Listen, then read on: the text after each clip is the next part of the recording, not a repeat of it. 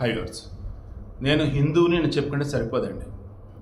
హిందువుగా ఉన్నప్పుడు కొన్ని ఆచారాలు ఉంటాయి, కొన్ని నమ్మకాలు ఉంటాయి, అవి ఫాలో అవ్వాలి. ఇప్పుడు మతం మారుతారు కొంతమంది.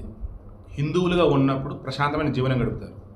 మతం మారగానే ఆ క్రైస్తవులుగా మారినప్పుడు వాళ్ళు ఏంటో వాళ్ళ హావభావాలు ఏంటో పిచ్చిగా ఏదేది చేస్తా అవుతా ఉంటారు. అదే క్రైస్తవులు హిందువులుగా మారినప్పుడు ప్రశాంతమైనటువంటి వాతావరణంలో పరిశుద్ధమైనటువంటి మనసుతో వాళ్ళు చేసే పూజలు కావచ్చు, ఉపవాసాలు కావచ్చు, ఇవన్నీ కూడా అద్భుతంగా ఉంటాయి. దానికి బెస్ట్ ఎగ్జాంపుల్ సమంత 20 సంవత్సరాలు వచ్చే వరకు క్రిస్టియనే, ఆ తర్వాత హిందువుగా మారింది. హిందువుగా మారిన తర్వాత హిందువుల సైతం ఆశ్చర్యపోయే విధంగా శ్రీవారి మెట్టు మార్గం స్వామి దగ్గరికి వెళ్ళటం కావచ్చు, పళని మురుగన్ కుమారస్వామికి సంబంధించేసి మెట్టికి దీపాలు వెలిగించుకుంటూ వెళ్ళటం కావచ్చు, ఈషా ఫౌండేషన్ సంబంధించి జగ్గి వాసుదేవ్ శిష్యురాలుగా ఉండటం కావచ్చు, ఇక్కడ వారాహి నవరాత్రుల విషయంలో కావచ్చు, ఉపవాస దీక్ష అప్పుడు కావచ్చు, ప్రతిదీ కూడా ఎలాగంటే ధర్మం ఏదైతే చెప్తుందో, పూజా విధానం ఏదైతే ఉందో అవన్నీ ఫాలో అవుతుంది.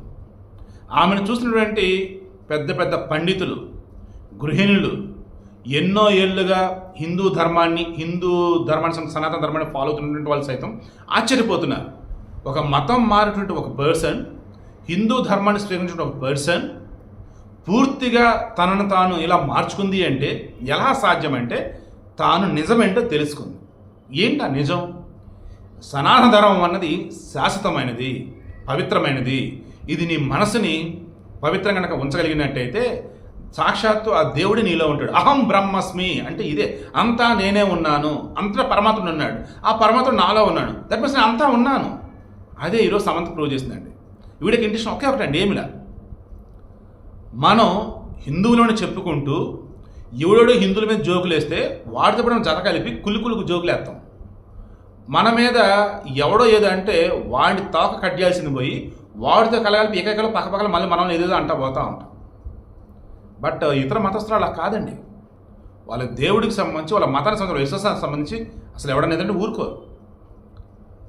ఎందుకు ఏంటంటే మనకి ఎంత ఇన్డెప్త్ వేలో నాలెడ్జ్ లేపడం ధర్మం మీద. బట్ అది ఇప్పుడు సమంతకు ఉందన్నమాట. అందుకే నియమ నిష్టలతో మయోసైటిస్ వ్యాధితో ఇబ్బంది పడుతూ ఉన్న దాన్ని ఓవర్కమ్ చేసి ఈరోజు తను సంతోషంగా ఉండగలిగింది. లైఫ్లో అంతా కోల్పోయిన అనుకున్న మూమెంట్లో నాగచంద్ర విడాకులైన తర్వాత అగైన్ కొత్త జీవితం మొదలైనప్పుడు కూడా తను ధైర్యంగా ఉండగలిగిన, లైఫ్లో తానేంటో తను తెలుసుకోగలిగిన ఓన్లీ వన్ రీజన్, సనాతన ధర్మాన్ని అంతఃకరణ శుద్ధితో అంత ఫాలో అవటమే. అలా మీరు కూడా ఫాలో అయినట్లయితే మీకు ఉన్నటువంటి సమస్యలన్నీ కూడా పరిష్కారం దొరుకుతుంది. మరలా చెప్తున్నా, క్రైస్తవులు కొబ్బరి నూనె వాడితే రోగాలు తగ్గుతున్నట్టు, ముస్లిం తాయెత్తు కడితే రోగాలు తగ్గుతున్నట్టు, ఈ పూజలు ఇచ్చినటువంటి ఆ దూపమో 20 తీసుకుంటే రోగాలు తగ్గుతాయి, ఇదంతా అబద్ధం. ప్రకృతి, మనము, ఆ దేవుడు, ఇవి నిజం. మనం వాడాల్సినటువంటి మందులు, మనం చేసినటువంటి పనులు, పెట్టాల్సిన ఎఫర్ట్స్ ఇవన్నీ సవ్యంగా ఉంటే అప్పుడు జరగాల్సినవి జరుగుతాయి.